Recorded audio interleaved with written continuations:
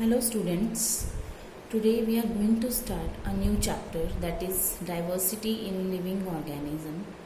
So you all know diversity means the variety. Variety means the changes which we see around us, or you can say uniqueness. So what is biodiversity?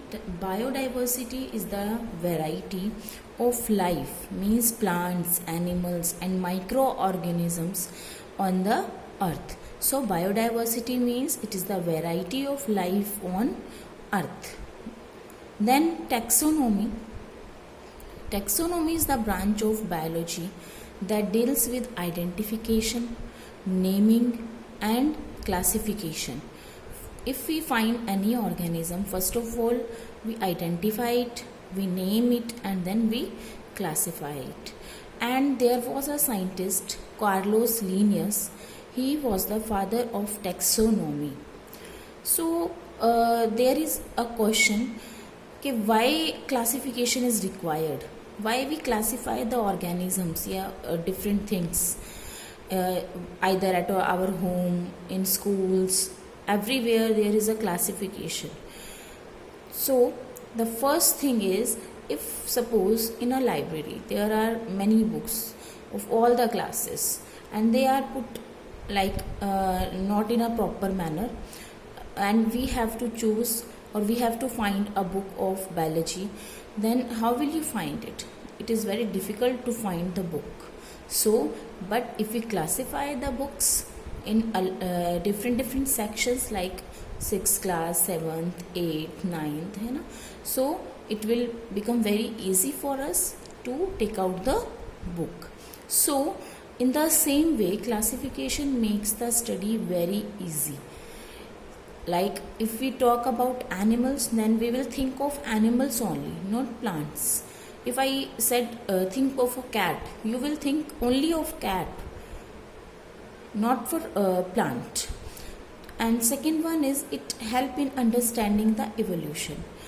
As we all know, in classification we always put simple organisms first, like Monera, they are the simple organism. After that Protista, then fungi, then plants, then animals.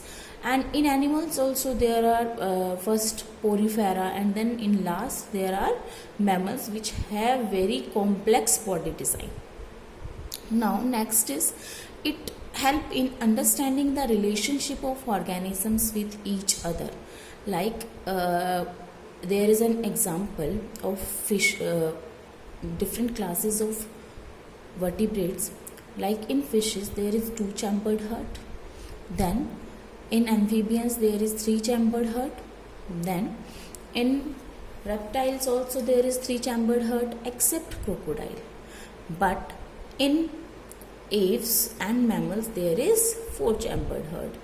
And there is one more example to understand this line, is the example of homologous organs. Homologous organs are the organs which have same structure but their functions are different. So it means that they arise from the same ancestor. After that there is a branch that is called biogeography, and it deals with the in this we study the distribution of species in particular geographic area. Then the earlier classification that was done by Aristotle, or any classification, the main basis of classification is similarities and differences between the organisms. Then after that there is a table of classification. So earlier Aristotle was a scientist. He gave 2 kingdom classification. You can say here it is kingdom.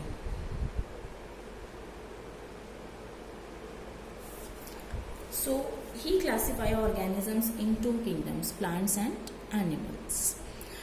But this classification was not successful. Why? Because there was some animals which cannot be put into the category of plants and which cannot be put in the category of animals. Then 5 kingdom classification was come in existence. Robert Whittaker, he gave 5 kingdom classification.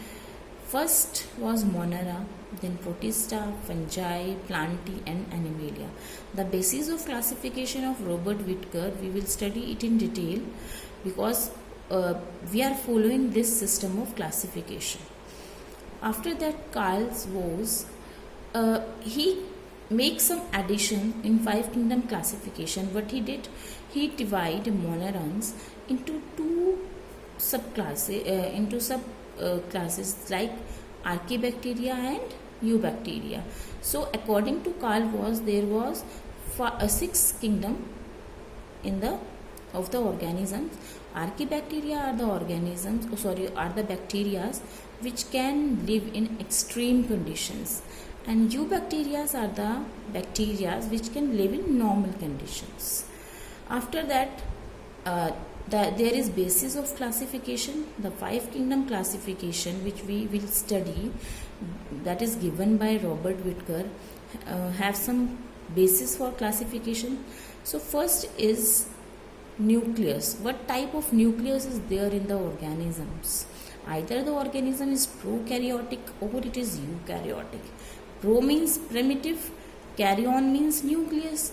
If the organisms have a primitive nucleus, means if it does not have nucleus, instead of nucleus it will have nucleoid which is not surrounded by any membrane, then it is called prokaryotic. And prokaryotics में क्या आता है? Monerans.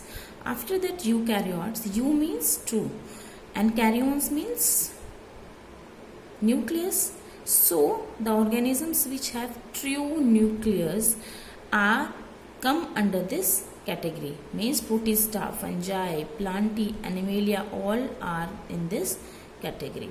Then second criteria is number of cells. Either the organism unicellular or multicellular. So as you all know, amoeba is unicellular, paramecium is unicellular, and multicellular में fungi, plants, animals, these are the examples. Then after that, third one is presence or absence of cell wall. Either the cell wall is present or not present. Like in plants, it is made up of cellulose. In fungi, it is made up of chitin. And in animals, it is absent. The next criteria was the mode of nutrition. And then mode of nutrition means either the organism can make its own food or not.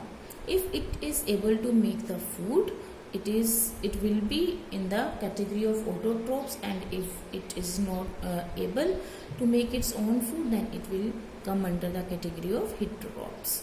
Like all the green plants are autotrophs and all the animals are dependent on the plants, so they are heterotrophs. After that, there is a classification on the basis of the criteria which we on the basis of the classification which we study, these 4 points. First is prokaryotes, organisms which have primitive nucleus और nucleoid is called prokaryote, and जिनके अंदर true nucleus होता है वो eukaryotes में आएंगे. prokaryotes में Monera जो है उनके अंदर न्यूक्लियोइड होता है, एंड यूनिसेलुलर में यूकैरियोट्स में यूनिसेलुलर एंड मल्टीसेलुलर. यूनिसेलुलर सिर्फ प्रोटिस्टा है. अब प्रोटिस्टा की अगर हम क्लासिफिकेशन देखते हैं जिनके अंदर सेल वॉल होती है, there are 2 kingdoms, fungi and plantae. Fungi के अंदर क्या होता है? They are saprotroph, they are saprophytic, means they take their food from dead and decay organisms, so they are not able to do photosynthesis because they lack chlorophyll. So this is another kingdom and this is separate kingdom. So if cell wall is there, if they have chloroplast, they will do photosynthesis and the category is plant. And the organisms without the cell wall is Animalia. Animalias are not having cell wall, even they do not have chloroplast. so they are not able to make their own food. Thank you children. In next lecture we will carry on this topics. Thank you.